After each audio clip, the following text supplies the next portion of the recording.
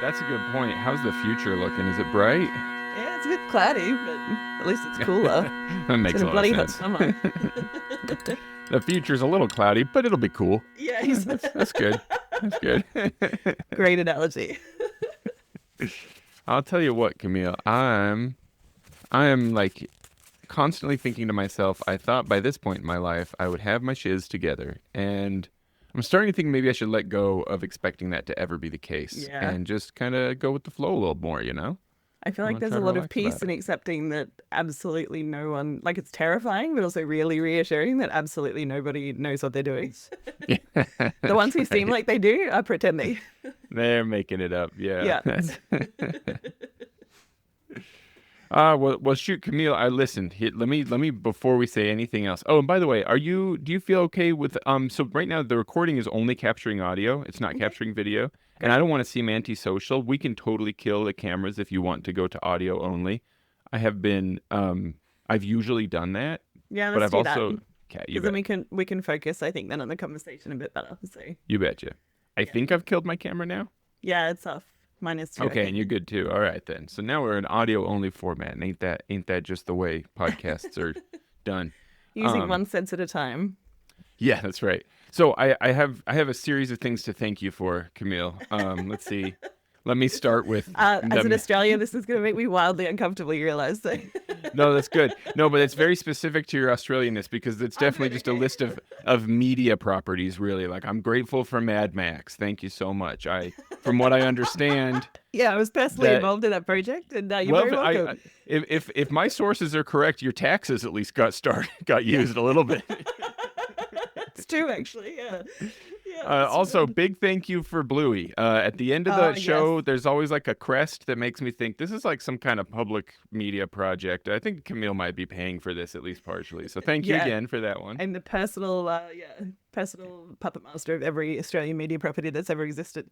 Having said that, Bluey is from Brisbane, and we do feel like it's like Steve Irwin because he lived like 20 minutes from here. Oh, sure, yeah. We feel deeply personally like connected to Bluey.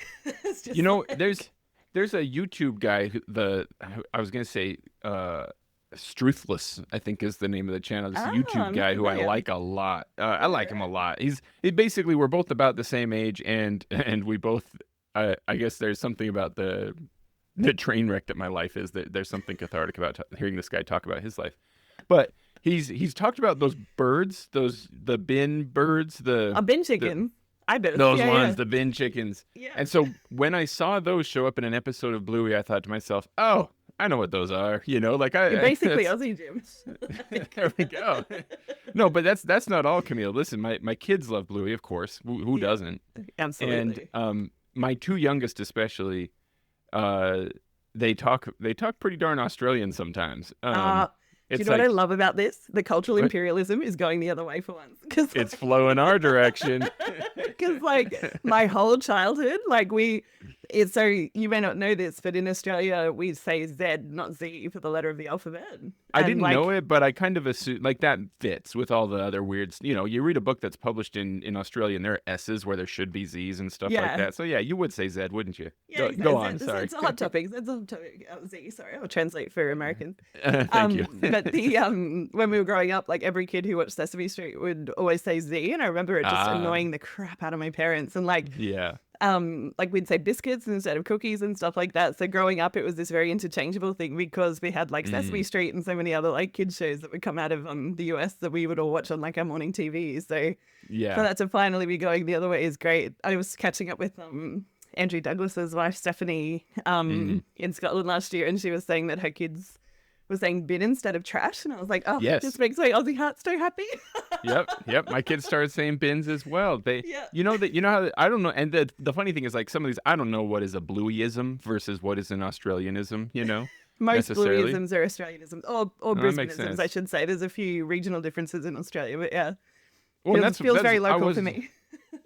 Speaking of it being in Brisbane, is that like when you see like the outdoor scenes when they go to buy ice cream or go walk on the beach and stuff, you're like, oh, I was there last week. Like, is it very much modeled after Brisbane? Yeah, gotcha. Yeah, and cool. like that's one thing I love about the showrunners is they're very like proudly local. So they have like a lot of they want to feature like so many of the local, like landmarks and stuff like that, which is, very cool. And the Bluey's house is a very iconic style of house here called a Queenslander. So, yeah. Do you know what a hot topic of conversation the layout of Bluey's house has been between a dad friend of mine and I? Like, really? He got the video game specifically so he could physically enter it.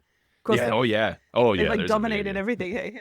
Oh yeah. My kids are wearing Bluey pajamas to bed at night and playing Bluey video games today. But he got that game specifically so he could explore the house because he's been trying to draw it out in a CAD program to make sure he understands it because he feels like there's some impossible geography going on there and he's been trying to figure it out. But... no, I feel like it's definitely very true to form for a Queenslander. I feel like you guys need to make a visit just so you can see it in person. Okay, well maybe we oughta here someday. Maybe we'll make our visit as we make our terrified exit. Who knows? See how you go. Well, hey, the Olympics are here in 2032, so that's a good excuse to trek it over. My kids are maybe just like gonna be culturally prepped enough to kind of help us move in. We'll see. Yeah, absolutely. Yeah. No, but there's other things like they say dollary dues when they're playing with money. So it's not just that my kids have started saying dollary dues. They do that thing to other words as well. And when I say that thing, I just mean like Australianizing it. Do you know what's funny about dollary dues is a great example because that is actually a Bluey created joke about The Simpsons. That is not a thing Australians say, except that we saw it in the Australian episode of The Simpsons, and it's become a thing here since that. So that's probably getting very meta with like the references now. There's some amazing full circle stuff happening here. That's beautiful. Yeah. But it's inflection too. Like it doesn't maybe it doesn't always go as far as accent. But do you know what I mean when I say something like I'm trying to think of an example. Like my little kids will say stuff like my two youngest boys, if they ask me to do something, say they ask me to go out for a walk, and I say, I think we could do that, and they'll say, yes, please. Right? Yes, that sounds I don't think American kids don't say it like that, So it's like it's not exactly right. I'm assuming that's like you're swimming in the water. That's just what a normal kid says. But no, totally. It's not accent or vocabulary in that way. But there's something about, is it tonality, or I'm not sure what the term would be. But it's like, what the heck? Why did my kid just sound like like an Australian? Yeah. Well, I noticed too, like when I was in the US and other places in the world where I've traveled, you do start to notice those weird speaking things. Yeah. And like for Australians particularly, we tend to talk like we're asking a question all the time, even if we're not. And it gets you some blank looks overseas because our inflection goes up at the end of a sentence. So it seems like we're trying to ask a question, but that's just how we talk. And like to another Aussie to just be like, oh, they're just stating a fact. But to an American, they're like, oh, they expect a response from me. And it's like, oh, this is awkward now. Is that, was that on purpose that you said we tend to make a statement like we're asking a question? No. Look at that. That's how I talk. Oh, this is fun. But I can't stop my list, Camille. Do you know the band King Gizzard and the Lizard Wizard? I think we talked about these last time we caught up, and I wasn't familiar before that, but I looked up some of this stuff after. I should have listened back because some of this stuff I know that we talked about like the Simpsons episode and stuff, but I was just thinking to myself because my oldest son is super into King Gizzard and the Lizard Wizard now, and I was thinking to myself like, yeah, amongst the things I need to thank her for, that's got to be one of them for sure. Thank you for King Gizzard. You're welcome. Yeah. No, I'll take credit for that one. Yeah. Well, and also speaking of Bluey dogs, like I know you care about your dog, and I was thinking you have like is it a Ridgeback, a type of Ridgeback? She's a Rhodesian Ridgeback. So I think they're the only Ridgebacks in the world. I don't know actually, but they're called that because they basically have like a mohawk, like part of their hair runs the other way up the back. So right, yeah, because I remember reading a little bit about them being used in, I want to say like maybe West Africa as like cattle dogs and stuff like they're I think they're a crossbreed of like a Dutch breed and an African like native dog breed. Gotcha. In Rhodesia, which doesn't exist anymore, but is like near South Africa, I guess, or part of South Africa. And so they're actually my understanding is they were bred for lion hunting. Wow. But I don't know how because she is the dopiest. She's a 40-kilo lapdog. I often joke. You'll have to translate that for Americans. I'm not sure how much 40 kilos is in your bizarre way of measuring things, but she's basically just like the most docile, dopey, lovable. Yeah. Like I can't imagine her chasing down a lion in a pack, but apparently that's what they were. Maybe They're just to play. distant ancestors. Yeah, exactly. Yeah, exactly. Has her type of dog made any kind of like side character appearance on Bluey? Oh, I don't think so. I keep looking because I love the like different breeds that they like bring into it. Yeah. Also love that like this is probably well known for most Bluey fans at the moment, but you know how Bluey's mum is she works at the airport, so she's a sniffer dog, and then the dad is an archaeologist, so he digs up bones. It's so good. My gosh. No, Camille, I did not. I'm delighted by that information and humiliated that I'd never connected those dots before. There's so many like parents who watch it who say that for so many different episodes, and they're like, "Oh God, of course, that's so clever." But like, you're just not in like analytics mode when you're watching Bluey because it's just 7 minutes of bliss every time. So yeah. Or 21 minutes or 28 minutes. Like it's 7-minute increments of bliss every time. Yes. Yeah, exactly.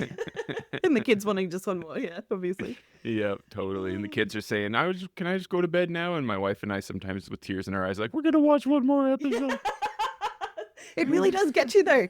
It does. Joking with my sister about this because I don't have kids and I watch Bluey unironically as an adult because it's just that good. Yeah. But there's an episode called Baby Race where it ends with these two mums are basically like competitive about their kids progressing faster or whatever, and it gets to the end and this mum poodle like puts her hand on the mum who's like feeling really sad about it and just goes, "You're doing great." I cried. I was just like, why am I crying? I don't have kids. This is a kids show. Like, why am I reacting this way? It's just I felt the response just done. to you describing it. Yeah. It's just the showrunners just have so much heart. It's incredible. It's such a great show. Well, thank you for joining me for this Bluey Fandom podcast that I've just recently I love how launched. versatile your droning on like umbrella is. It's great. Yeah.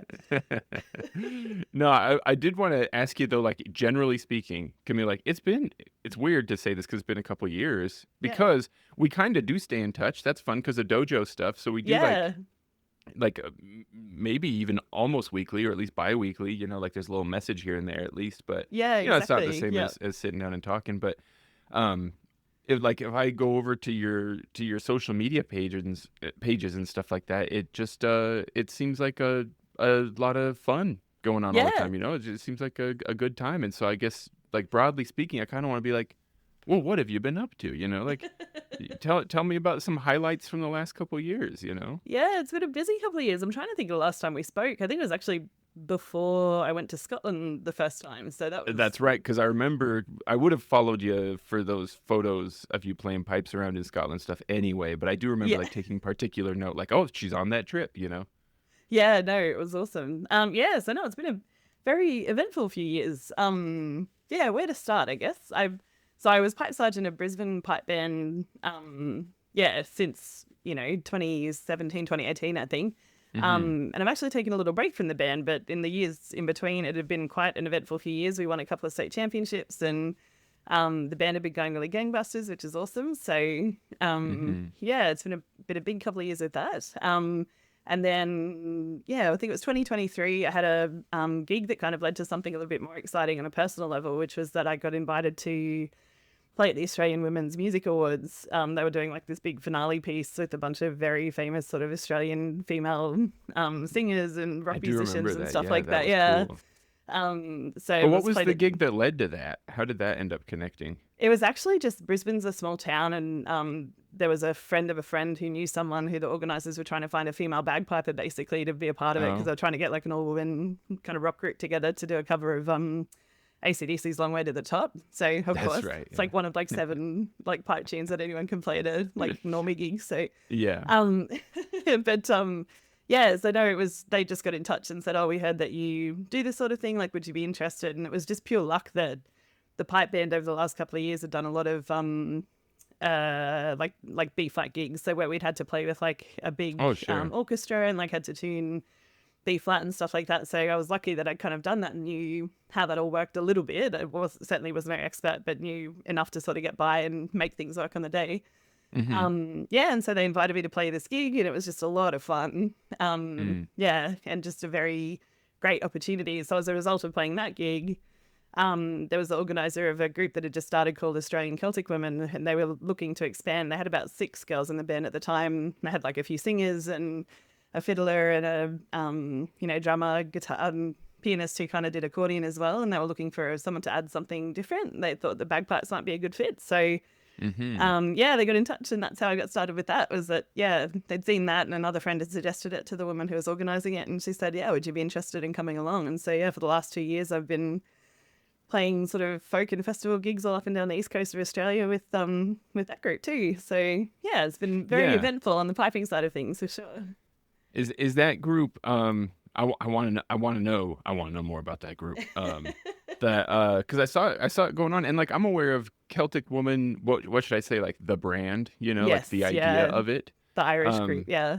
Yeah. So what's Australian Celtic Woman? Like, is that part of the same like media conglomerate? Like, is it the same people behind it, or did somebody else say like, hey, we could do that down here too?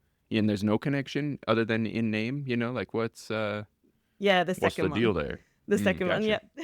So, gotcha. And I think it was very much a good way to, I guess, capitalize on the brand that the Irish group had made, which was incredible. But I think theirs was more, they'd done more of like a, how would you say it, like an assembler band type thing. So I think the creator had this idea of kind of creating a group of Irish female singers and having like a full orchestra behind them and doing like a big sort of stage production style show, which I love. Like I grew up listening to them and thought they were fantastic, but it was very much like an ensemble cast where they would switch people in and out, and they kind of had sometimes people playing fiddles. It was mostly about the vocals, and then they just had this like incredible orchestra behind them sort of playing all Celtic instruments. And very, very talented musicians kind of as part of that. So, the idea for this one actually came about, I think. And the dresses, Camille. They're spectacular dresses. Yeah. My wife has told me many times before, like, I don't know if I could like sing like that, but to stand on stage in that dress and like that seems like a lot of fun. Yeah, totally. And to be honest, that was a big draw card at the start. Was they said like, oh yeah, we're performing in ball gowns mostly, and we're doing this sort of spectacular like Celtic woman-esque type thing, and it was like, I don't have to wear a kilt playing bagpipes. That is like, I have a long-standing hatred of the pipe band uniforms. So I admire the tradition and all of the history of it and that sort of thing, but it is just not made for the female bodies. It is not my favorite thing to wear. So they were actually a couple of women so one of them was actually a folk singer, but she's the wife of a guy who plays fiddle and sings for Murphy's Pigs, which is a local, quite successful folk band here as well. I wish that right now I was saying, oh yeah, Murphy's Pigs, I love them. I'm gonna look them up. What a great name already. Yeah, actually, I was at a St. Patrick's Day thing yesterday, and they were playing a concert, like a free concert as part of it, and it was fantastic. They're such great entertainers. I'm going to just interpret that as you are further in the future than I even realized. And St. Patrick's Day already happened for you.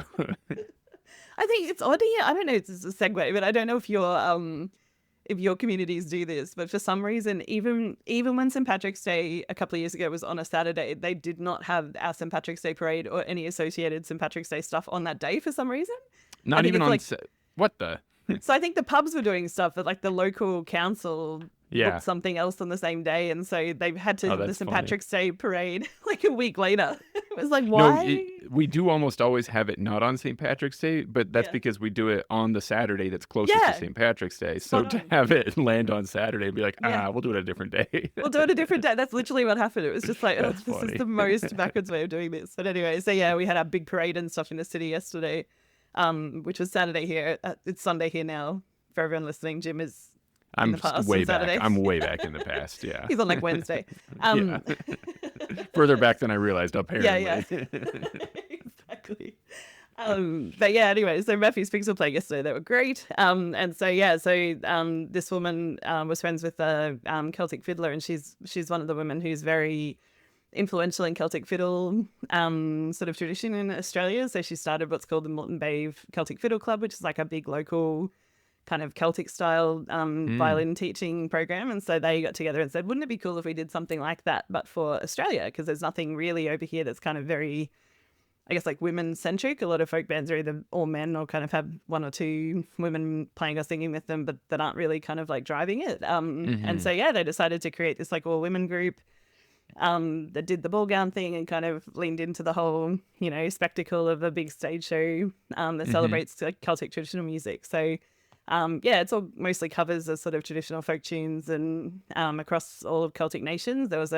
We have a local Celtic festival here called the Australian Celtic Festival, unsurprisingly, and it's an inventive name. It's in a place called Glen Innes, which is in the Highlands here, which is about as close as it gets to getting cold in Australia. So that's where they hold it because it feels a little bit Scottish. Everybody wears their wool sweaters and because they can barely tolerate to wear them, and it's like, oh, we can dress up in warm clothes. It's like the one time of year you can bust out a puffer jacket. It's great. Yeah.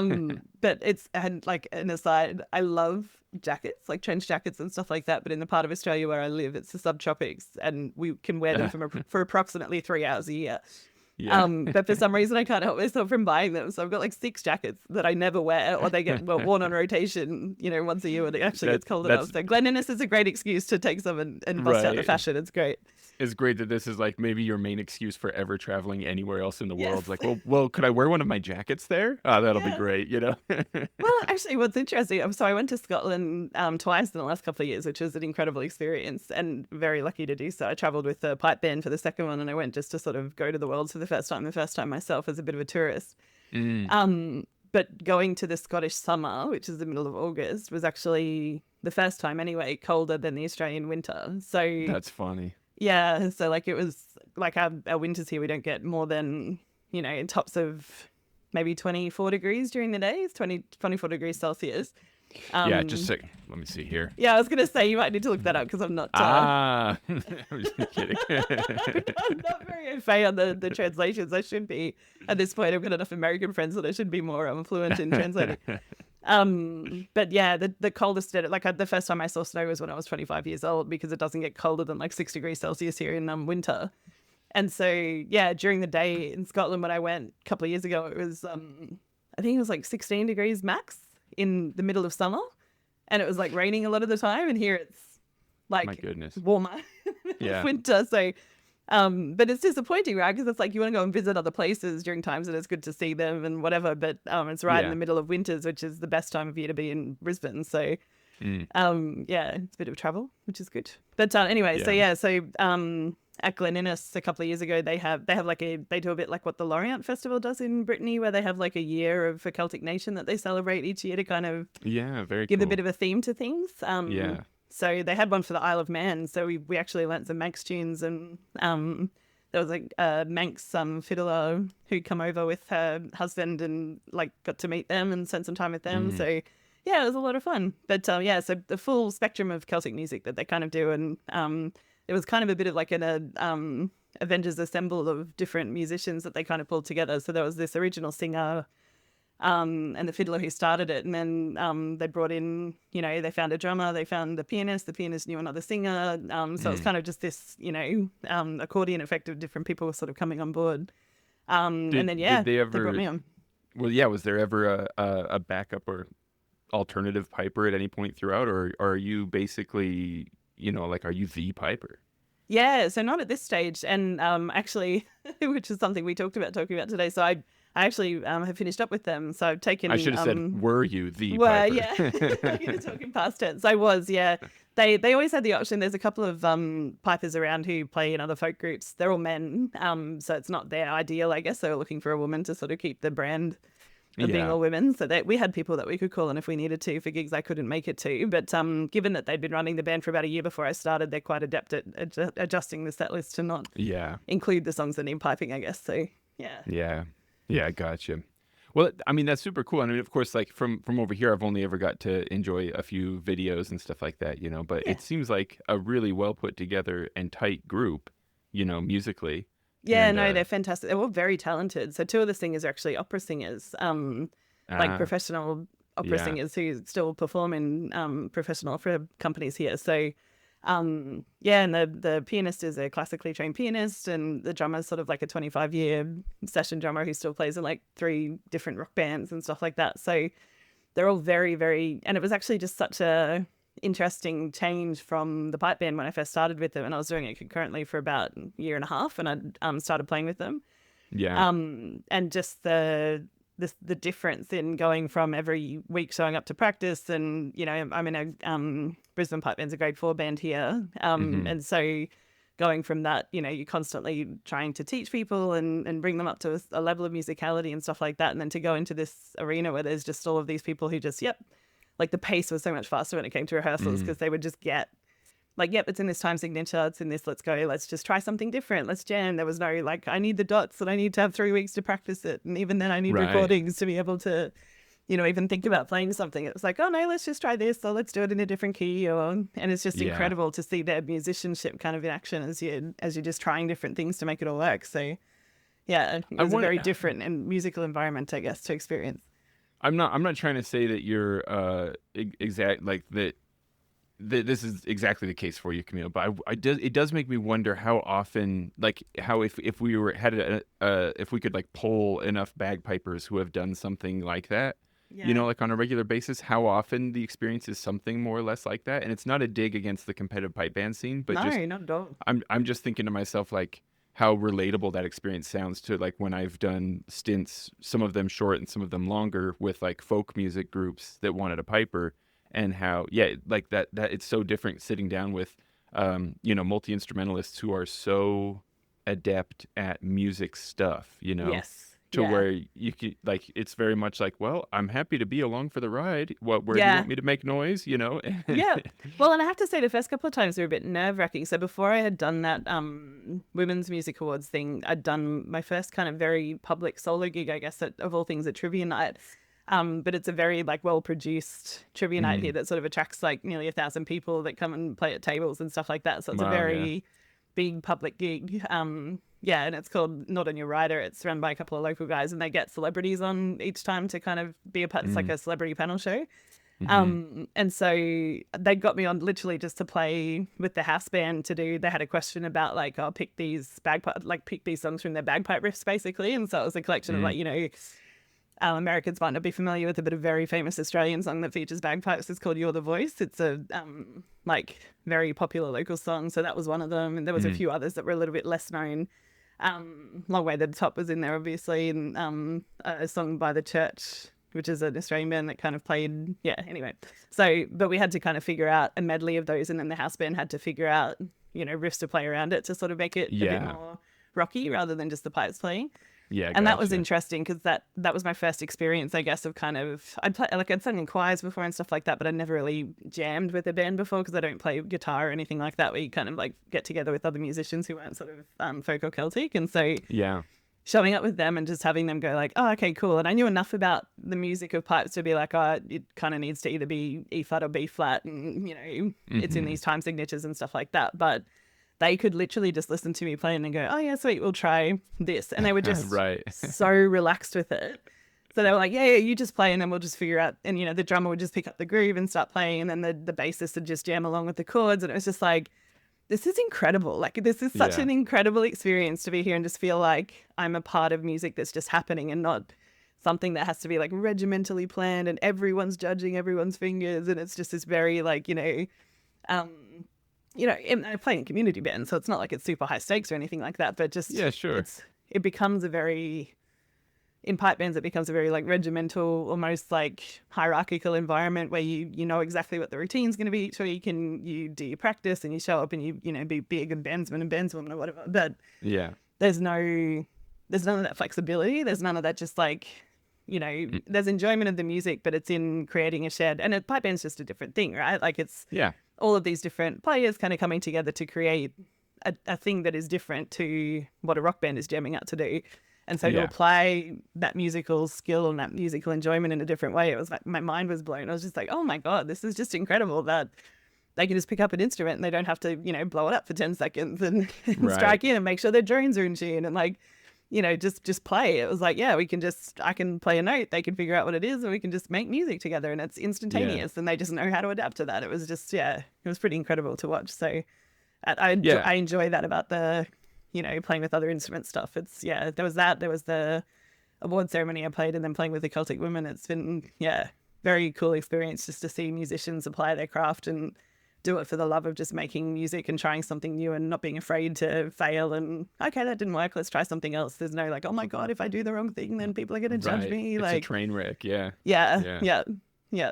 I wonder if there's another like shared experience that a lot of pipers have had, especially coming from the competitive scene. Like I certainly know that I've had this experience. Like and again, like you say, these are just different things. It's not a judgment thing, but it's like when they're not better or worse, just different. Yeah, you're just crossing lines into like different applications of music. And this experience that I'm wondering is if it's a shared one for a lot of people is when you get when you get together with your competitive pipe band buddies, right?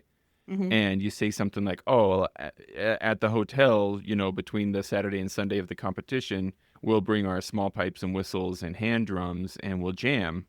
Yeah. And sometimes that goes really great. But I feel like a lot of times, for me personally, it's ended up being like, we want to make something spontaneous happen, but we can't help falling into really deeply dug ridges. It's like, well, we're doing common marches, whether we want to or not, that's where we end up. You know what I mean? Yeah, because everyone knows it and that's what they're kind of comfortable with. Yeah. And I think that's something that like I really enjoy Irish session music. And one of the things I enjoy about it is like I enjoy performing like as a musician. Like I have no issues with performance nerves or being on stage or anything like that. Like I like it when an audience responds to what you're playing, but there's also something to be said for just sitting in a circle and feeling the groove of music and just playing with other musicians. And occasionally you'll lose the beat and that's fine. You just pick it up, or they play a tune you don't know and you're kind of just figuring along, and then you come back in for something else. And it's like there's something so nice about just being with a group of musicians where you're just playing music, like for the sake of playing music. There's no end goal. There's no, I've got to do this competition to tick a box or to achieve a win or something like that. It's just, no, I'm here to play, to just feel it and be a part of the music. It feels really good. Yeah. I still haven't sat in on a real session and I feel a little bit scared to, honestly, but it's very intimidating the first time. Well, we're lucky in that that Celtic festival that I mentioned, they do sessions around Brisbane. I've never been to one. And I think it's the same as any group where it gets together, where it can be a little bit toxic depending on the people who are there. So like if someone's running it who's a little bit too dominant, then everyone kind of like, it can be a little bit exclusive. And I've heard that before. Or certain musicians aren't, welcome, or someone comes in and throws the groove off and everyone kind of, elbows them out or whatever. But turns their back on them. But find themselves out of the circle all of a sudden. Exactly. But the Celtic Festival one is very, because there's so many musicians from different parts of Australia and they're just getting together and enjoying the sake of it. It's fun to watch, like not even just to play. I've never played pipes in a group like that just because the GHVs don't really work, sit down around the table thing, and I'm not adept on small pipes, but I played a boron in one before and stuff like that, where you just kind of, literally just hold a beat, not even doing anything too crazy, but it's just fun. Like it's fun just to be a part of the groove and enjoy the music, and even just watching them and seeing how naturally everyone responds to everyone and sort of seeing like, oh, that guy did this and then they followed suit, but it's not always him. Sometimes it's this woman over here, and then everyone kind of goes, oh, okay, we're doing that now. Like it's just cool. It's cool to see the dynamic and how it all works sort of instantaneously together. So yeah, no, I see what you mean. I mean, like, and I can imagine. I've certainly like watched videos of sessions and tried to close my eyes and imagine, what if I was sitting there? How would I handle it? Like I got to get over it someday and try it. There's a couple local options, but you should. Like, I think even just to get, like, I certainly didn't play the first time I went to one. I just went and sort of watched it happen in a room, and and the thing is, a good session, they're just very welcoming. It's like, you can come along and just either watch or join in and be a part of it. You don't know this one, just sit out, we'll do this, and then what do you know? We'll play with something So it's just a nice egalitarian sort of like welcoming environment, but it's for the love of music. It's not performing for the sake of it. It's everyone's there because they're enjoying it. So it's cool though that like the Australian Woman project is and again, none of this is judgment. I'm just saying that these are different. That's so much performance. That's exactly what that is, like 100%. And that you, as a person who appreciates music, are just hopping back and forth, like, just where's the music happening? I'm going to be there, absolutely. It was just, to be honest, it was it's generally approach I have to life, which is positive and negative, I think, but it's just, if an opportunity comes up, just say yes and figure it out later. Like, it's not that's pretty cool. I respect that. If you overthink stuff, and I mean, that's a very easy way to get overcommitted, which has been an issue I've been dealing with over the last couple of years, for sure. Saying yes to too many things leads to burnout over time if you overcommitting. So figuring out how that all works has been interesting. But yeah, like the thing I like about it is just it's a different experience, and I love having different experiences and learning something new. And you know, I've always loved music. Like I played violin in high school. I've always been in choirs. Before I learned bagpipes older, so I was 20. I think I was 25 when I started. Yeah, if I remember right, you just like walked up to somebody at the pub or something, right? Just said, "Hey, can I do this too?" Yeah. Well, yeah, we were just chatting. We were like, "Oh, this is really cool what you guys do," and you know, been a few libations prior to that helped certainly with the social lubrication of that conversation. Sure, yeah. But they were just like, "Oh yeah, we do free lessons and free beer," and the free beer was a big draw card. That's right. That's right.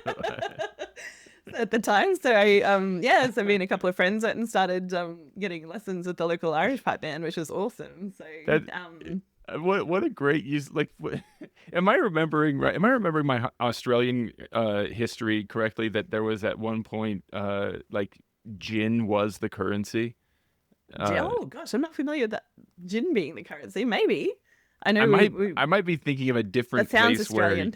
Where yeah, it might be a different one of those places that, you know, broadly speaking, European people were moving and starting to farm in a certain century, you know, and like maybe that develops elsewhere. Maybe it develops a lot of places. I don't know. I was going to say, I feel like, yeah, when there's no joint currency, like the current global model that we've got, I feel like alcohol is an excellent, excellent bartering tool for sure. Yeah, but that does feel like it just is so Australian to be like, yeah. Will there be beer there? Of course there will be beer there. Yeah. Well, what a silly question. Of course there Could will I be. get a coffee? Beer? Exactly. Right.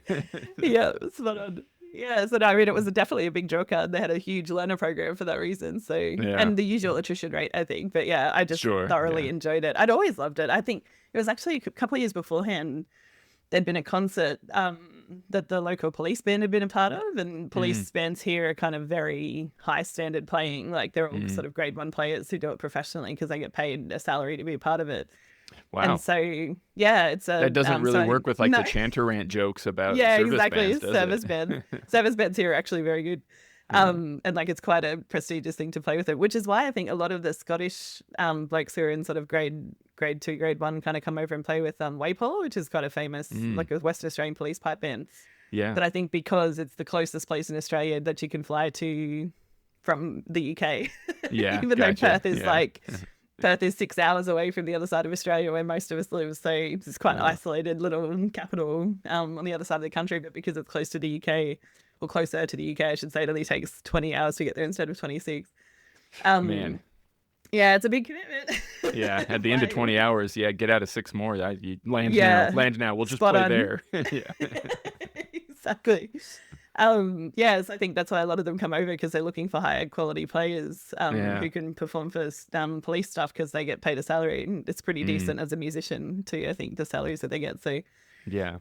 Just a little plug for any of your listeners who are higher grade pipers. There's always work for you with Australian police. I was just going to say, I'm not a higher grade piper myself, but if this emigration thing works out, where my kids are learning all the Blueyisms, that maybe you're already that's my fluent career. in the local language, exactly. Yeah. And learning Australian is a different prospect to speaking English, to be fair. So yeah, it can sometimes be very different. But anyway, we've got on such a tangent, I forgot where I was going with that. Oh yeah, so I saw a local police band playing in the there was a concert locally. So, and that was actually when I'd always been interested in the bagpipes. Like I'd heard them in movies, and you know, at Anzac Day, which is like our Veterans Day, they always play pipes at the parades and stuff like that. But I'd never heard them up close and personal until this big concert where they'd had like a big Celtic finish. It was actually what I now know is the Gale, but at the time it was just this like incredible piece of music that was just so incredibly moving, and you could kind of feel it in your chest. And when the pipes started playing, like, I'm not religious, but that was close to a spiritual experience. I was just like, oh my God, this is so moving. And so, when I saw the pipe band, it was about a year later at that pub, I was like, yep, I think I want to do that. It sounds like something that would be a great thing to do and a lot of fun. So, so that's kind of how that all happened. But I think that's just saying yes to things is how that always came about, and kind of seeing what the next cool experience is going to be and learning something new. So, Celtic Women has been incredible for that. And you said yes to that, and like you obviously did a lot of cool stuff. And Yeah. I guess at some point you can also say yes to taking a little rest. That's okay too. Maybe that's the way to justify kind of the recognizing that maybe you're a little overbooked and getting some breathing room. I love that. That's a really good reframe. And I think that's true. Yes. Yeah, exactly. Like it's because I think a lot of people feel it's like quitting. And I know when I told the girls that I was going to be taking a step back, and it's definitely not, there's no bad blood between me or anyone in the band. It's very amicable, and I do adore them. They're all wonderful people and incredible musicians. I love making music with them. But I think it was just like a moment where I went, you know what? Like my soul just needs a rest from this for a while. Like I've been very busy for a very long time. And it's just time to take a little breather. And I think they struggled with that because I think a lot of people think it's like, oh, you're stepping away from something, you must not like it anymore. And it's like, no, it's not that actually. Like I do really enjoy it, and I love the playing, and I love the feeling of being in front of an audience, and that people are feeling that, you know, they're going on that journey with you, to use some very wanky cliches, but you know, they're having that moment. But it's just taking that step back and going, you know what, I'm actually going to enjoy this more and produce more of that feeling in a better way if I just take some time to recuperate a little bit. So that's the mindset I'm in at the moment. That makes sense. But when you're saying you're going to take a break from something that you like being able to recognize that's pretty hard. That's difficult. Making the decision took longer than I would have thought. And to be honest, this is going to get very vulnerable and personal for a sec, but I think the catalyst for me was losing my brother a couple of years ago. Yeah, I do remember seeing that happen. That's pretty sad. Sorry about that. Yeah, no, thank you. It was, a very difficult time, obviously, and continues to be, because as anyone who has lost someone who they're very close to, grief is like something that never goes away. Yeah, it's not like you stop missing them at some point. No, and it's not like, I think a lot of people have this misconception that grief is like this thing that you get over. It's like a period of time when you're sad and then you kind of move on from it. And I don't grieve anymore. All done. Yeah, exactly. Like, I'm just sad on an anniversary sometimes and then I'm over it. But it's like, like until you've gone through, what do they say? There was a thing I read when I was like going through it where they were like, it's like a club no one wants to be a part of, but once you've been through it, like you're the only people who can understand like what someone's going through when they join the club. Like it's that's so true for me. Like I'd never lost someone I was close to. I was very fortunate. To have not lost someone until I was 37 years old. I think that's so true. But I was too young to kind of know. Yeah. I had a really, really close friend pass away a few years ago, and so I mean that's that's still kind of my major experience with grief. I've lost grandparents and stuff like that, but it's kind of different, And it is different. Well, I lost my grandma a couple of years after my brother, and I think of course I miss natural. Grandparents like it's too. a natural that's progression, the thing, right? Yeah. Like losing someone young. My brother was 40 when he passed away, and like losing someone young, I think is very. It's shocking in a way that feels unnatural and kind of, it's a lot more traumatic, I think, because it rattles you. Not that any grief is comparable. Everyone's grief is kind of their own experience and very different, which is why it can feel quite lonely, right? Like, sure, of course, yeah.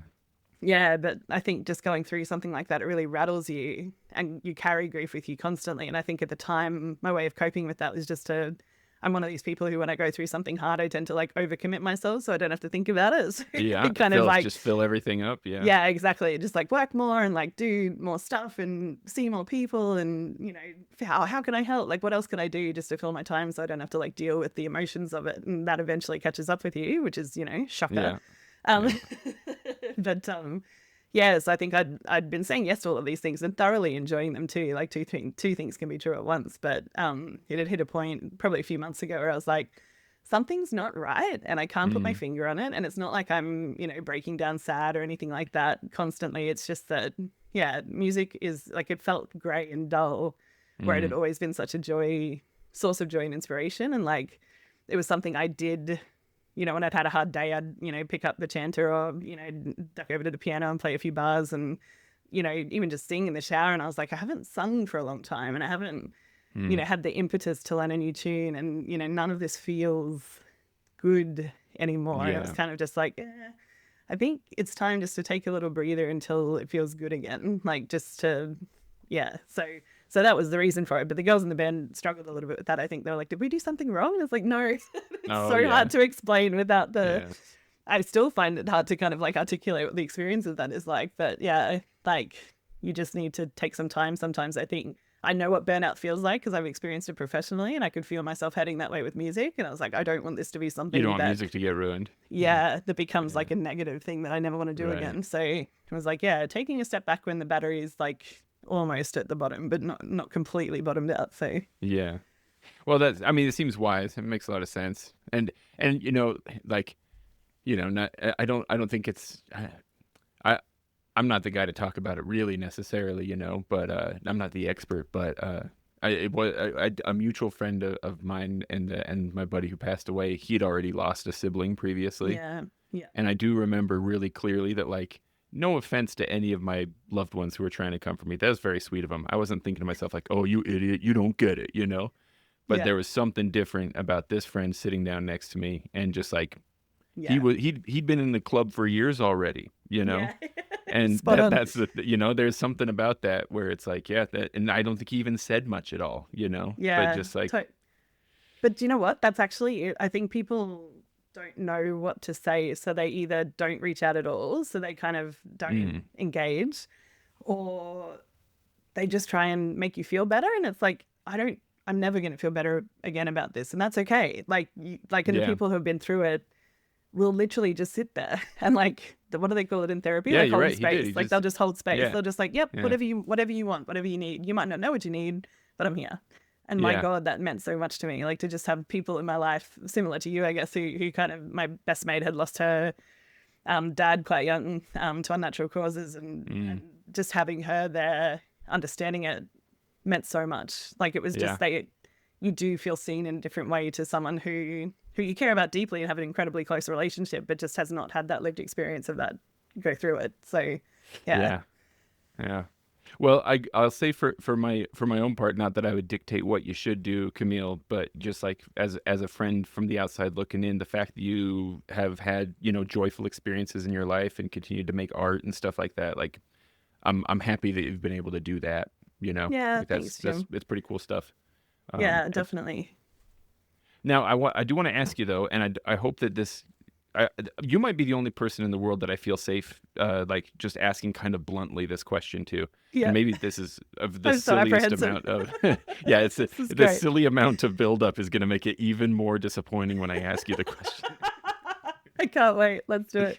But you work with words, right? You work with words, yes, and you do music stuff. And so I'm curious if you've thought much about, and maybe this is like culturally different from place to place as well, but like the use of the word Celtic.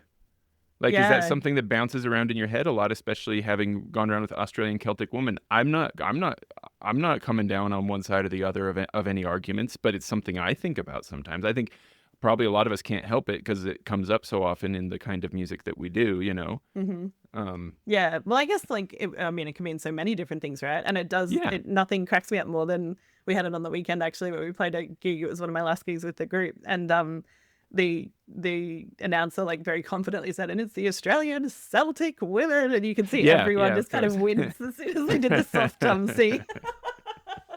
It's great. And I don't know if it's the case elsewhere. I know like here domestically for me, here locally, if you're talking about basketball, you say Celtic, but if you're talking about music or culture, you say Celtic. And I don't know where that comes from either, Isn't it? I think that's someone from the UK can correct me because I'm obviously a very long way away, but I think that's the case in the UK too, isn't it? There's a group called the Celtics, a group of, you can tell I'm the Celts, a big sports ball person. Yeah. Yes, sports ball, yes. I think there's a football team called the Celtics, isn't there? In the UK? I believe you. I may be in the same boat as you as far as I was going to say, we're probably a similar thing, yeah. Yeah, but it's interesting, isn't it? Like living in what we call it, the antipodes, if we're talking like writers stuff, but like, living in Australia and being, a former colony of the UK is still part of the Commonwealth. Like we have a lot of Celtic descendants here, but Australia is an incredibly multicultural country. And so, like a big difference here between like the Celtic heritage stuff and in the US, especially of what I found with like a lot of US and I'm not sure about Canada. I can't speak to Canada because I haven't spent too much time there. I've spent too much time with Canadians who kind of really strongly identify with their heritage. But like, I don't think of myself as like an Irish Australian because my family background's Irish. Like, like we have Irish heritage and we have Celtic heritage, but we're not, I love, everything to do with Celtic music and stuff like that. But it's not like we go like, oh, it's St. Andrew's Day, so we have to do these traditions, or, this is an important thing for our family identity. It's like, no, my identity is Australian, and like I feel tied to my country as a nation rather than where we all came from. And I don't know if that's, America's a very multicultural place, right? So like, it's interesting that our different countries have taken that identity stuff on so differently. There are certain pockets of Australians who do feel that way, I think. Like, and I think it's tied to being a minority there. So maybe that's a part of it, because like the Irish here were never kind of persecuted the way they were in the US when they first started. There was no discrimination against us, I guess, when we first landed. Because you let Irish people could get jobs there, you mean? Like, yeah, exactly. None of those Irish need not apply stuff. Or exactly. Like, because Australia was, like the Brits kind of colonized it, and to be honest, a lot of the Irish were convicts. So like when they were reintegrated into Australian society, it was seen as that you paid your debt to this society, and so you were a constructive part of it because you had to be. Like, I can't tell you how often that fact just comes up as like a joke in casual conversation. I don't think it's just me. Like, just all the time. Like, anytime you could be like, I don't know, send that guy to Australia, or just like, oh, well, you know what they do, you know why they're crazy in Australia? They're all the descendants of criminals, just like, yeah, exactly. Just, I don't know, like, I feel like it really comes up like surprisingly frequently. It's definitely a stereotype about Australia. To be honest, I think we lean into it a bit because we love being culturally part of our nation, that we like being the underdog, and we like being, underestimated, I guess, for what we do. But, so I mean, I think that's part of it. But like the Celtic diaspora, I think they call it, where like, people are spread out from where they kind of started from over in the UK and Ireland. But like, it's very strong here. So like, there's definitely a strong Celtic, definitely music culture here. Like, there's also, we were at the St. Patrick's Day parade yesterday, and there's a lot of like, Irish football and Irish, so the Irish particularly here are very strong with like keeping up the traditions of, I've forgotten the name of the hockey looking sport that they play. Is it curling? Hurling? Well, hurling, I think. No, curling is the Canadian ice thing, isn't it? Where they touch the... Yeah, you push it, which I think does go back to Scotland, maybe, which probably means it goes back to Ireland too. Right. But is that it? Is it the one with the rock? No, because unsurprisingly, again, we don't have any ice here for them to play. Oh yeah, that's right. But it's not going to be the Winter Olympics that's coming up in Australia now, is it? Yeah, having said that, we did pretty well at this year's Winter Olympics. But, gosh darn it. Look at you. But no, it was the Summer Olympics, definitely. But I think it's called, is it hurling? It looks like... Hurling, that sounds familiar. I'm Googling right now, Irish sport with sticks. Yeah, it's like, they look like hockey sticks, but it's like, they're a little bit fatter. Yeah, you got it, hurling, ball. Yeah. So they have a local hurling association, and that's quite popular. And like there's a lot of Irish expats who live here, but there's also a lot of, like, I'm fourth generation Australian descended from Irish immigrants. So there's a lot of kind of, Irish, Scottish, definitely English. Like a lot of people came over to Australia during what they called I think it was £2 pom or £10 pom. Oh, I remember hearing about that. Yeah, so pom's our name for British people. So you'll often hear Australians facetiously saying that someone's a whinging pom, which means that they're like, British people just complain a lot. So, I see, yeah. Which is quite rich for me to say, because as someone from Brisbane, like, I'm never happy unless it's within like a 2-degree range of weather. Otherwise it's too hot or too cold. That's another stereotype I didn't know about. I'm taking notes here. Yeah, there you go. You'll need it for when you emigrate on your kids' Bluey accents. Yeah, that's right. But so anyway, back to your original question, what does the word like Celtic mean? I think I think mostly here it's associated with music, like, and probably drinking, because a lot of people, like, St. Patrick's Day is a big festival in the part of Australia where I live, I guess. So we have a big parade, and all of the Irish pubs kind of get into it, and it becomes a big, like, party atmosphere. So I think a lot of people think of Celtic as being, it's something fun where they've got, like, the knots and everything's green, and, so people who aren't a part of the culture, I think it sort of resorts back to the stereotypes of what Celtic culture means. But sure, I know, for example, having seen the incredible resurgence of, like, Celtic music in Scotland, and just the awesome things they're doing with, like, Celtic connections and doing crossover music, and bringing more folk instruments into what traditionally has just been sort of pipe band stuff. I think that will spread, hopefully. Like, I would love to see that sort of stuff kind of come into, other countries a bit more where, it obviously tends to filter down over time. But being in Scotland the last couple of years and seeing just how incredibly integrated it is so awesome, because I feel like what often happens when a culture kind of moves overseas and immigrates to a different place, it kind of gets stagnates a little bit. So you find that often with I'm actually, my family is very close with, so my godmother is actually Italian descendant, and the Italian culture in Australia is probably similar to what it would have been when a lot of the Italians emigrated over in the 1950s. Yeah, you so end up with this Italy time has capsule thing. Exactly. It's like they bring over their values and cultures, and then that just passes down, as a little bubble in another country where they're kind of fiercely protective of that culture, but still trying to integrate with their local society. So I feel like Celtic culture is a bit like that here. And because we're a few generations removed from when the big waves of British and Irish immigrants kind of came over, it's quite, so my great grandparents came over before the Troubles, for example. So that's not something I ever learned about, because until I obviously went and studied it in uni and stuff like that, but I didn't know much about that while it was happening, because we had absolutely no connection to it. We've got no current relatives that we stay in touch with in Ireland. There's no connection that way. So what I hope will happen is that all of this resurgence of pride in Celtic music and Celtic culture, there's actually, you might be interested in this, there's a great Irish band that I've discovered last year called Chasing Abbey. Pulling them up right now. Yeah, and so they do this really cool mix of almost tribal kind of Celtic music, but they do it with techno kind of beats behind it. It's a trance sort of feel to the music, and it's so catchy. Every time I listen to one of their tunes, I have it in my head for a week after. But one of the things I love about it is that they're very proud Irishmen, I guess. So they're kind of a lot of the music's based around protests of English colonialism and kind of what that imperialism has done to their country and stuff like that. So it's protest music that's current, and that's kind of, so it's interesting that that's kind of had a bit of a resurgence as well. And there's a big movement I know across most Gaelic countries to bring the language back and sort of have that be more naturalized and a part of Scottish culture and Irish culture. So I just think it's awesome. There's obviously a resurgence in the cultural stuff that's coming from the heartland or the homeland of where that comes from. So my hope is that eventually that'll kind of trickle down over here as well. But in the longest possible answer to your original question. I didn't even ask your question. What do you mean, Camille? No, I'm just kidding. We've just been chatting for an hour. Just ended up here.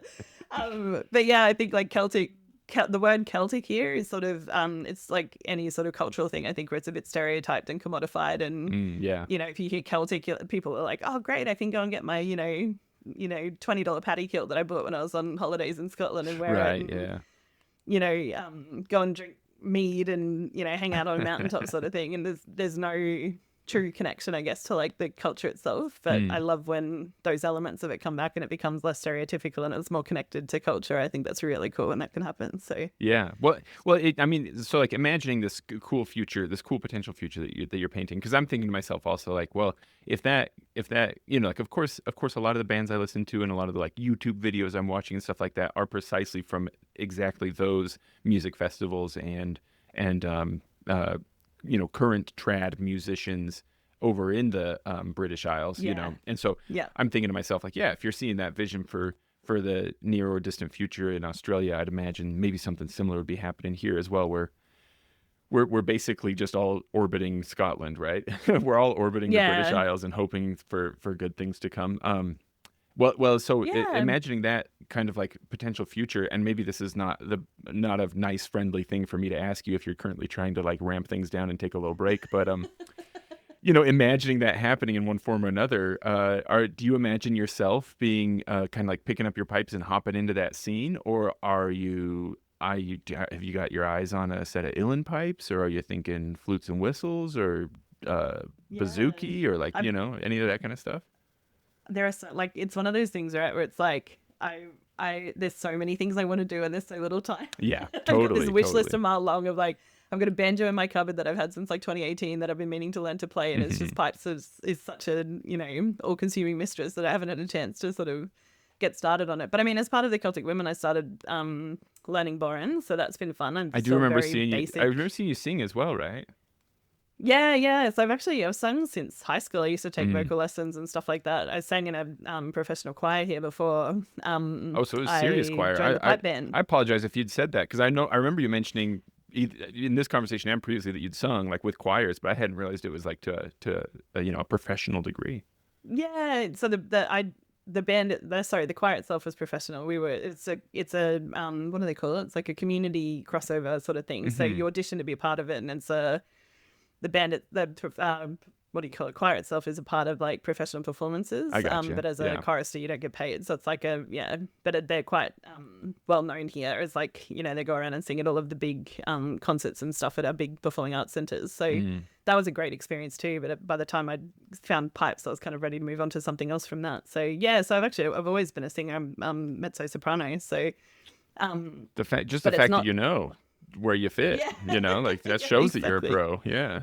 Yeah. I've never really enjoyed like singing to perform. I love singing, like, and I know I'm happy when I sing, like, if I, singing in the shower and stuff, that's like, oh, life must be good if I, but it's a good dumb personal litmus test, but like singing was never something I enjoyed.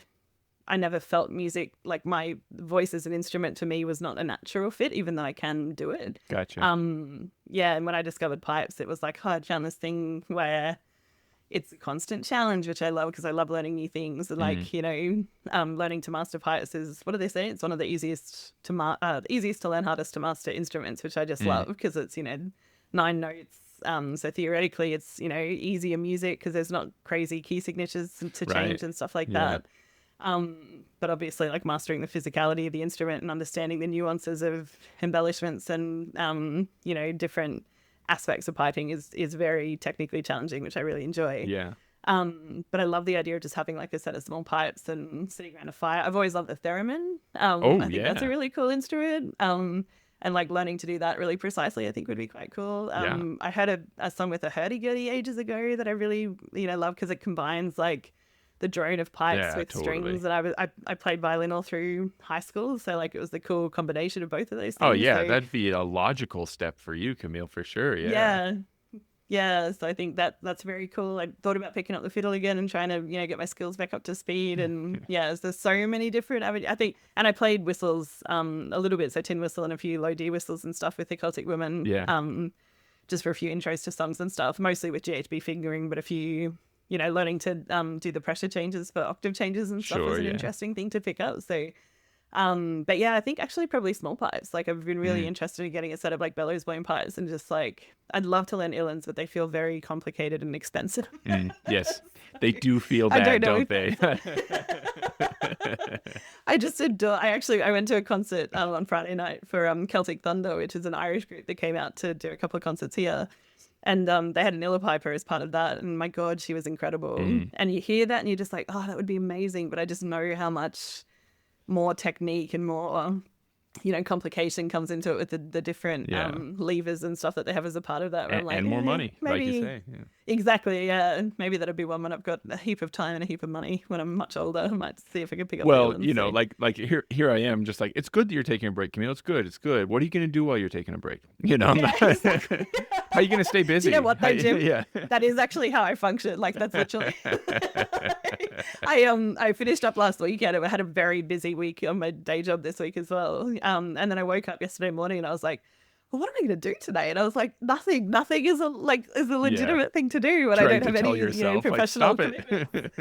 Yeah, but my brain is just so in like the hyper focus mode of like, what's the next thing going to be? Yeah. So well, it's an interesting headspace to try and unlearn. Yeah, and maybe that it's important to unlearn it, and like I said, I'm not the guy to talk about anything really, Camille. Like, I'm no kind of authority. Here's the only thing that came into my head was that I heard another person say, Jason Rouse, an uilleann piper, recently. I was talking with him, which by the time this episode comes out, his interview might actually be out. I can't remember how that order thing might come out. But so either he said or will soon say on the show something about how he's like, because we were talking about all these different projects that he's done, and they're very spread out across a whole bunch of different stuff. And he said something like, this is an exact quote, but it was something like, I'm constantly picking up projects, not finishing them, putting them down, going to another thing, and then eventually picking something back up again. And then he said, and I wouldn't have it any other way.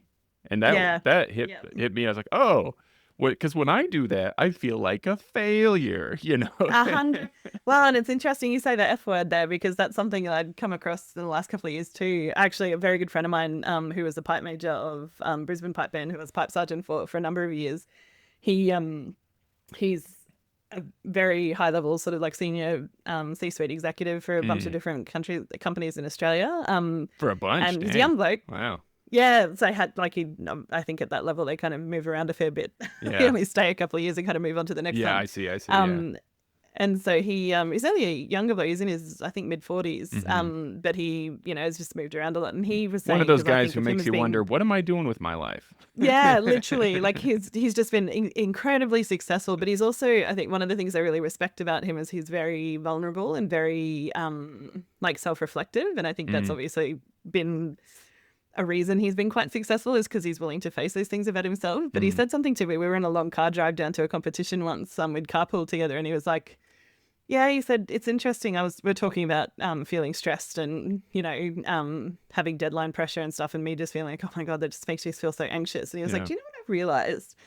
Because he's got ADHD, and he was like, I worked with a leadership coach. He would talk to me about failure, and I was beating myself up and just feeling constantly stress. This is him saying that, like, he was constantly getting the cranks that he couldn't do what seemed to be quote unquote normal that other people were doing with even for assignments at uni and stuff like that, like going through and like, other people seem to week by week be able to do like an appropriate amount of progress and stuff, and he would just leave things until the last minute, which I think is very relatable to musicians, because we all have similar mindsets where we kind of leave things to the last minute and then panic. Yeah, and the 11th hour is so productive. That's the best hour. Exactly. And that's kind of what he had said, though. He was like, he had struggled with feeling like a failure and feeling like very anxious throughout the whole time. And then he would still get it done. Like he'd leave it till the 11th hour, still do a bang up job, finish things and come out with like, top marks. Yeah. And this coach was saying to him, then just accept that. Like, stop feeling like there's this way that you should be doing that, instead of being really stressed the whole time that you should be doing something a certain way. Just accept that that's how you work, and try to stop working against your nature. And he said the difference I felt in just accepting that, I'm not going to start this until, week 9 of 10 weeks, because I know that it will get done. And he said that just the change and just that one conversation with him has changed my mindset to so many different things in my life like that, where it's just like, you will leave things until the 11th hour and you're like, it's going to get done. It's fine. Yeah. Like, just be and okay picking up with things it. and leaving them. Yeah. Like just accepting that's, and like what your friend was saying about, the previous guest was saying about, picking projects up and leaving them and, not feeling like a failure. It's like, it's actually fine to do that. I think we have this real hang up about like, the Q word, like, oh, we're going to quit something. And that means that we've somehow failed as a human. And it's like, there's no one right or wrong way to be, like, and actually an interesting reflection on losing my brother is like one of the things that you go through when you have a big experience like that is just it's this really, it feels weird to say that it's like a positive thing to go through, but like you have this moment where you kind of stare into the void and it's like, all of these things that we assign so much meaning to in life mean nothing. Like we're all just monkeys clinging to a rock in space that happen to exist, regardless of, other people have different faith and beliefs and things, how that all happened. But like, none of this stuff matters. Like none of it. And like when you zoom out for a second, just go like, like bad things happen to good people for no reason. And why do I care that I didn't like hit that talua in a competition 3 years ago? Like, why is that still playing in my mind? It means nothing. Like, none of this means anything. So I think it's a positive thing to kind of take out of that, is just that it really helps realign your expectations of like, like I don't need to stress about this. It's not that important. Yeah. It's not life or death. Yeah. So it's, even in my day job, I, as you touched on, I'm a corporate writer for a company, and you do get quite stressed about deadlines and things like that. And a great line that one of the girls I work with had said, she's gone, we're saving PDFs, not lives. This is not something we need to be stressed about. So I feel like that applies to a lot of stuff in music too, of like, we're making music, not saving lives. It's totally fine. Yeah, rare are the opportunity, rare are the things where you mess something up in music and like there's actually like world altering consequences as a result or something like that. Well, and like if there are world altering consequences, they're positive, they're right? Positive, like you're right. Yeah. When you fail, it's like then it's when you try something new and it doesn't work. You're like either you learn something from it or it works in some weird other way or sparks some idea that creates something that's like even better. So it's I think we in pipe bands particularly, we get too focused on like trying to win the thing or trying to, fit the mold so precisely that we kind of, we get so stuck in this rut of like trying to stick to tradition that we don't create something new and we don't try new things and we don't do things in a, we don't fail enough. And ironically, you're right. We try fail so more hard because to of that. avoid failing. Yeah, we try so hard to do it. Huh, and that's interesting. I hadn't put that together, that it's like it could stop us from saying yes to a lot of things. Yeah. Yeah, well, and it means that the art form doesn't evolve then either. And I think a lot of players don't progress because they're not willing to put themselves out there. Like there's a lot to be said for being in a beginner's mindset. I actually, it's completely unrelated to piping, but I've always loved stained glass, and recently I signed up for a lead lighting course, which is like industrial, cool. like stained glass making, and I'm like 4 weeks in now, and my God, it's been invigorating to just do something there you go, Camille. that you're suck at, that I've never tried before. But there it is. You told me you're going to take a break and now you're 4 weeks into learning how to do stained glass. What can I say? It's in my nature. But like it's just something I always wanted to do, and there's a local they call themselves the Creative Glass Guild, but they're like just a local community group that kind of run classes and stuff like that, and they had said, go on the wish list if you want to be on one of their class lists because they're quite popular. And it was just as I'd sort of decided to leave the Celtic Women that it came up, and they said like, oh yeah, we've got to spot the dystophon up on a 9-week course. And I'm like, oh, I guess I better do that. My sister actually said to me, she was like, so you realize you're just switching one expensive hobby for another, right? You just trade them out. Like, it's not. It's just, anyway, it's how my brain works. But embrace it, though. That's great. I mean, it's making me smile just to know that it's happening. That's awesome. Yeah, totally. Well, and like the cool thing about it is I'm really bad at it. Like, and it's something that you kind of, everything is new and you're learning to do something else. And it's just so invigorating for your brain to be a complete beginner and just accept that you suck at something. And like that, it's funny watching other people in the class. There's certain people who get really embarrassed about it and like, oh no, I did a really bad job on that cut. And I'm like, that's the whole point. Like none of this is going to be good. We all suck. And I'm like, I feel like this applies so much to piping. And when you see learners, particularly, when you teach learners and they're so afraid to play a scale in front of you, and you just think, why? Like nothing you play is going to be impressive to me because I expect you to be bad at it. Like, so what, and then you think about that in yourself, and it's like, you think about like Stuart Little or Matheson or like one of these like incredible like pipers. Nothing I play is going to be impressive to them because they don't expect it to be. I'm not at their level. So why am I sitting there in front of a judge getting so in my head about how crap I'm going to be when they don't expect me to be? The point is that I'm meant to suck at this and then learn from it and then improve as a musician. It's not about getting the medal. It's about how it helps me to become a better player and connect to the music more. Yeah. I know I'm not equipped to articulate this well. Like I'm trying to sort it out because I feel like I feel sure that there's a clear connection in that attitude right there between what you just barely said about like, of course, I'm not saying that I want my loved ones to die, right? But but part of that experience is that it does make you like, it's like a sobering kind of experience. It makes you like zoom out and kind of like put things back in their proper place. And it's like this, music is fun. It's a trivial compared to having like loved ones pass away, of course, right? But it's like, I feel like it's the same attitude applied to a different thing where it's like, it's scary to think I suck so much that I'm not going to impress anybody. But at the same time, so freeing. Like Yes. Oh, it's so true of so many different things, right? It's like two things can be true at once. It can be like the idea that nothing matters and everything is chaos and all social structures and norms and traditions and everything is just meaning we ascribe to stuff. Not to mention, that we allow like you to said at happen the because we believe in it. No one knows what they're doing either, right? Nobody's in charge, right? That's scary to think about, but also also incredibly liberating. And just people are so afraid to. I know I was like this for many years and probably still struggle with it. I've always admired those like old women particularly, but like older people who just have no I'm going to swear, so sorry, Jim, you're going to have to get your drones out. I'm ready for it. Go ahead. They just give no f***s. Like that. I'm like, I want to be the give no f*** age. Like I want to get to that. When do you attain that level of just like, do not care about what anyone else thinks and you just do whatever you want for the sake of doing it? Maybe you just have to use them up slowly, you know? Like you just get to a point where you're out of them, you know?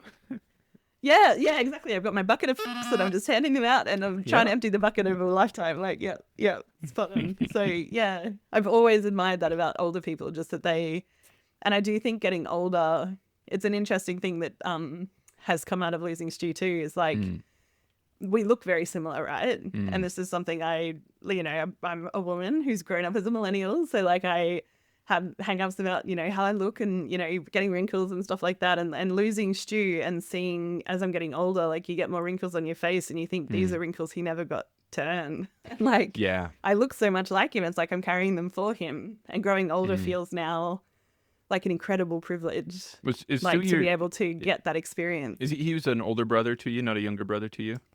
Correct. Yeah, 3 years older. And so has it been long enough now that that you've numerically like you are older than he ever will be, kind of thing? This year. So I turned 40 this year. Yeah. So later this year will be, and I think that's going to be an incredibly difficult that does thing to kind of reconcile when it comes up. Yeah, for sure. It's funny. It's funny a few friends have said like, No, go ahead. Like a few friends have said like, do you want to have a 40th or something, like a big party? And I'm like, I've got a lot of friends I'd love to catch up with, but I just know that whole period is going to be a complete mess. So maybe I'll have a 41st. Yeah. I remember thinking like how weird it was that I was so pissed off when a new season of Bob's Burgers came out after my buddy had passed away. Yeah. Because I was like, how dare the world move on? Like what? Yes. Like what? Oh, there's been so many moments like that. Yeah. Because we had both watched every episode up to that point and talked about it and enjoyed it. And it's like, there can't be more episodes. He's gone now, you know? Like that can't keep going. Little things like that. Yeah, well, and I think that's why it's those little things that are really sobering, I think. And I think that's why, to a certain extent, not obviously it's a very trivial example, but like why grief feels so lonely to everyone, even if if you've had a close relationship with the same person. And that's been interesting. Like my brother's best mate has reached out to me a few times. She said like, oh, can I just reach out to you when I think of things that I want to tell Stu? And I think part of it is that I'm close to Stu because like we were similar in personality and like we were, very close as siblings. And so I think for her, it's like a proxy thing, but it's like, I'm not him and I can't be him and I'm sorry I can't be that for you. Yeah. But it's a similar thing for me where things will come up, I'll watch, like Wicked came out and he loved Wicked. Like we went and saw it together and, we traveled to see it together in a different city and like that was something that we shared. And so when the movie came out, I like desperately wanted to talk to him about it. Yeah. And, you pick up your phone and you're like, oh, like there's no one else in my life that I could message this to. Or random example. On Instagram, there's this account that I've just started following that I adore. And it's this guy, he's called One Happy Healthy Human. He's the most bizarre, random, weird thing. And he's a guy who kind of looks like a vampire. Oh. And he's a British guy. He's dressed very sort of 18th century gentleman sort of thing. And his whole thing is that every day he just posts a video saying, I'm happy, I'm healthy, I'm a human being. So it's the exact same thing every single day. I'm Googling him right now, so now I have his face. I can see. He's just this really pale, like older British guy. Yeah. But he just goes, I'm happy, I'm healthy, I'm a human being. But the way he says it is so unsettling. And I'm just like I can picture Stuart's laugh at this. I know how much he would have adored it. It would have become an in-joke between us. And I'm like, I have literally no one else in my life that I could send this to that would get it. Yeah. But like something about that is so specifically funny in a way that only he and I would relate to. Yep. That's the thing I felt like. And it's gotten to a point now where that's such a happy thing. Like I can think about that and still have a relationship with him where I'm like, he would have adored this. Yeah. And I love this account for that reason because I know that would have been something we shared. But exactly like you, things will come out and I'm just like, oh, it's just so unfair that he never got a chance to experience this or to have this moment or, like you said, like how dare the world move on? Yeah. How dare things be normal? I remember the day after he passed away and I was driving somewhere and it was such a weird moment, but like it was a beautiful winter day. So it was like beautifully sunny, which already felt incongruous because my whole soul was like in a storm. Yeah. And I looked over at the lights, and the couple in the car next to me were like laughing at something together. And I was just like, how can that exist? Yeah, how can somebody be having a normal day today? Yeah. Yeah, it's just a Tuesday for them. But for me, my whole world just ended. Like, yeah, such a weird experience to go through for sure. Yeah. Well, Camille, I don't want to take up your whole future Saturday or Sunday. But I feel like there should be like, maybe that is it. Maybe it's already happened. I feel like there like, well, okay. One thing, Camille, I feel a little bit guilty because I'm walking away from this conversation feeling in so many ways like charged up, invigorated, happy, peaceful. This has been like a therapy session for me. You're very nice. Thanks. You're so welcome. I feel like a lot of conversations I have are like that, but that's why bother with the small talk, right? You're gonna get more the deep right weird shit is always more fun. Yeah, exactly. Another thing that comes to mind is I want to make sure that we talk again, and I want to give us enough time. I don't want it to be too long, but I want to give us enough time that next time we talk, I can ask you how many of your house's windows have now been replaced with cathedral style stained glass windows. Well, actually, I'm looking into doing some renovations, so it's probably just so that I can redo all of the windows in the new part of my building. And my full expectation too, Camille, is it's going to be like all of the pomp and like grandeur and delicacy of a cathedral window, but it will be depicting something utterly ridiculous, like. Yeah, it's like the Simpsons Australian flag, like boot oh, going there into you the go, barn. perfect, yes. It's very patriotic of me. Yeah. And then I'm walking away with a few great music recommendations too. I'm excited to listen to, but I feel like is it just me? Maybe I have too much of a tendency to want to put I want to like moralize the story. I want to, and here at the end, what we have learned is ties a bow on it. Yeah, absolutely. And so I feel like I'm like searching for that. I wonder like what's the vibe, because the vibe I'm feeling right now is like the moral of the story is, the world is chaos. Have some fun while you're have some fun in the meantime, kind of thing. Say yes to what you can. I want that on my headstone. Yeah, 100%. I think that's such a great attitude to have to life in general. Like, say yes to things, but also say yes to giving yourself the peace to recharge when you need it, and enjoy things for the sake of enjoying them, not because you feel like you should or because you feel like it should be a certain way. Yeah. Perfect. I'm gonna use that as the close.